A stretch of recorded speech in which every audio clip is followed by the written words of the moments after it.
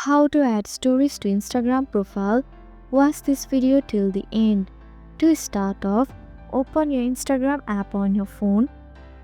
Now go to your profile by tapping the profile icon at the bottom right corner. Next, click on the plus icon below the edit profile button. Now browse your archive stories and select the one you want to add to a highlight. You can also select multiple archive stories. Then hit next at the top right corner. Now give your highlight a name. Furthermore, click on the done button at the top right, and your highlight will be created and shown on your profile.